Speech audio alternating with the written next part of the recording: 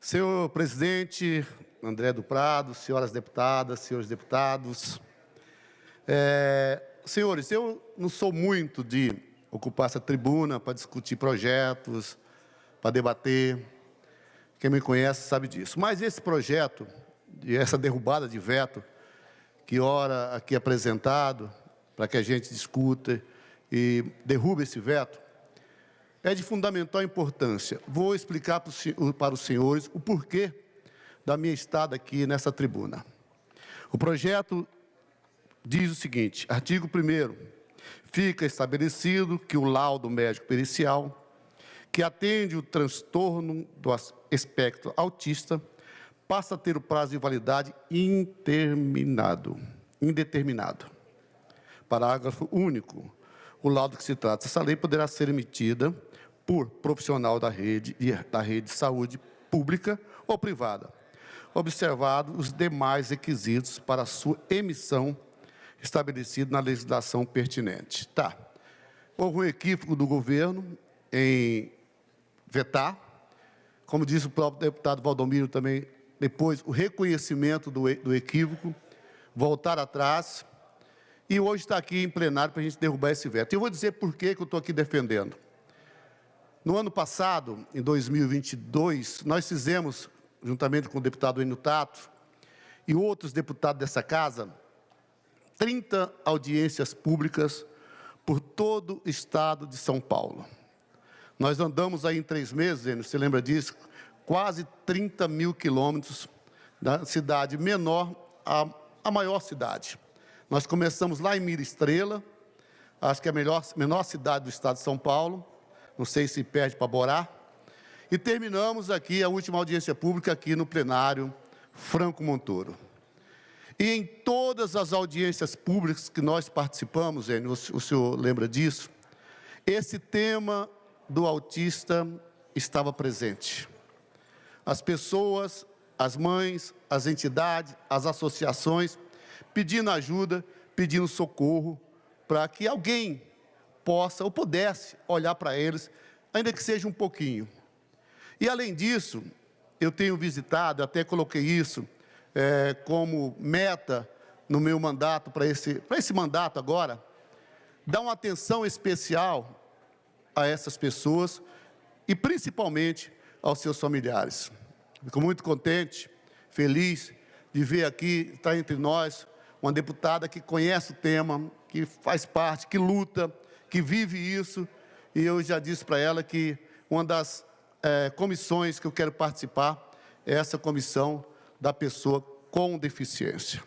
As histórias de pessoas, de familiares, de mães, de família dessas pessoas com esse transtorno, com autismo, é muito séria.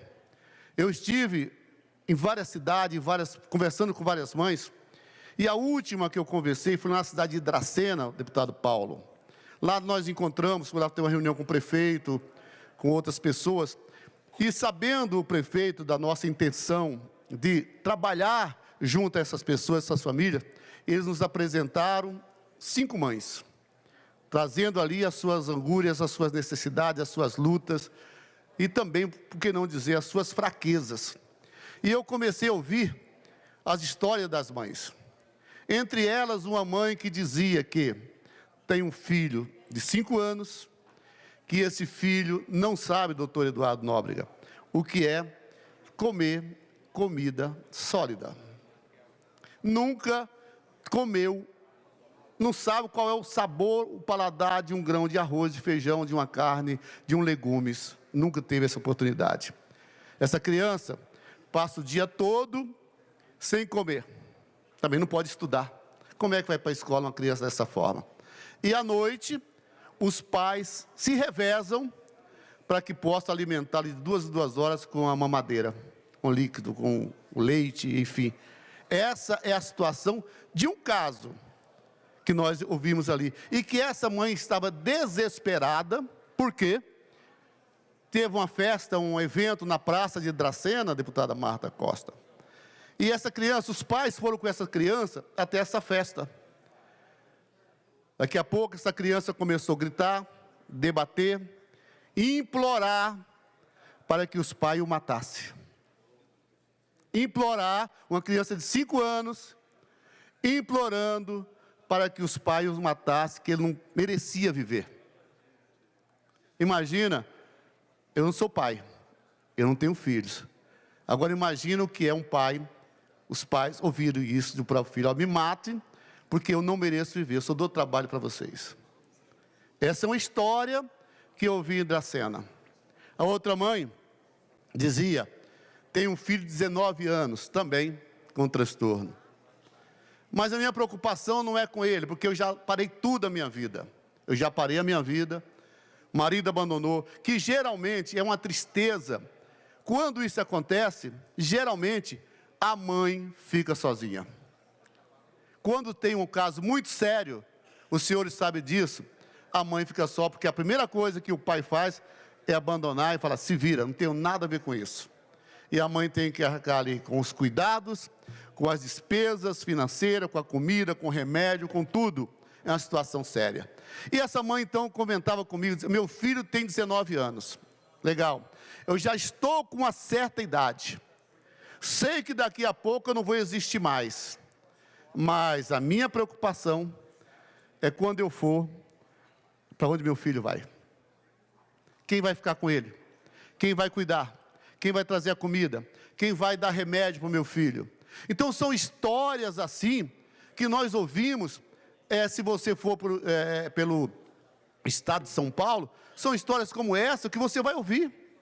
Eu convido os senhores para que nessa legislatura, eu não sei se estarei na comissão de Finanças, Orçamento, não sei se estarei, mas estaremos fazendo ali, doutor Enutato, existe a proposta de a gente continuar fazendo, vou dizer para aqueles que estiverem na comissão, para que faça essas audiências públicas, continue fazendo, e os deputados estão convidados para ir assistir, participar dessas audiências, e ouvirem as pessoas de verdade, ouvir as pessoas lá na ponta, essas histórias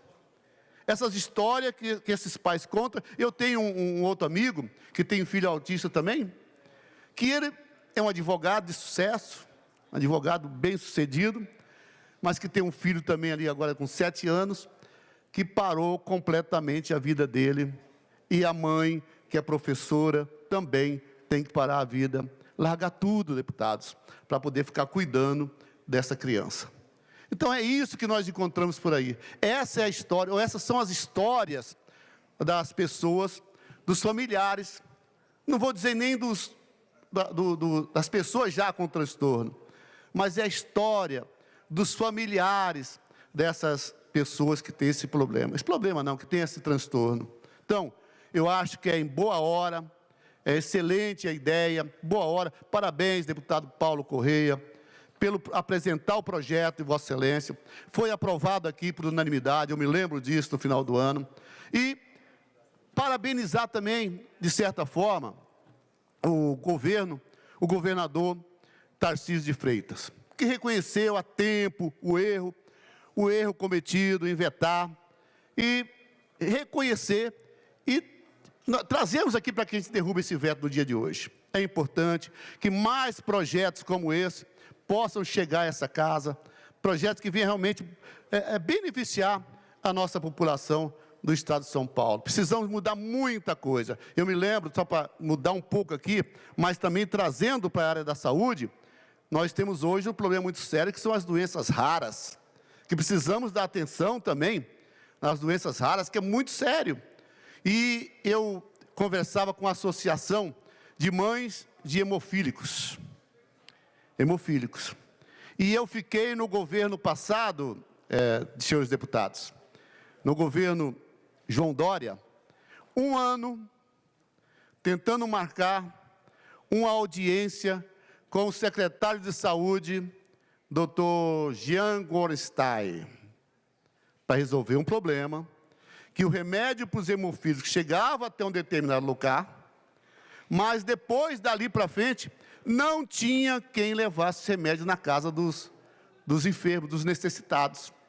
E a associação estava apenas querendo ajudar. Olha, a gente faz isso. só permita que nós façamos isso, que a gente pegue o remédio aqui, onde chega, na cidade, e vão levar na minha cidade, o doente está lá a 100 quilômetros, deixe que a gente faça esses traslados. E o governo, deputado Valdomiro, ficou 1 ano para atender essa demanda. Eu não queria falar com o secretário, eu não queria falar com o Gorenstein, mesmo porque aqui é uma crítica, eu já critiquei, e também não estou falando nada aqui, pós-governo, mesmo porque no governo Dória, os secretários eram todos estrelas, e para falar com estrela é muito difícil, né? Estrelas que gostam da televisão, principalmente o Gorenstein que nunca colocou o pé no OBS, eu acredito nisso, se ele tivesse... E nunca colocou um pé no OBS, ele só colocava o pé no São Luís, no Einstein, etc.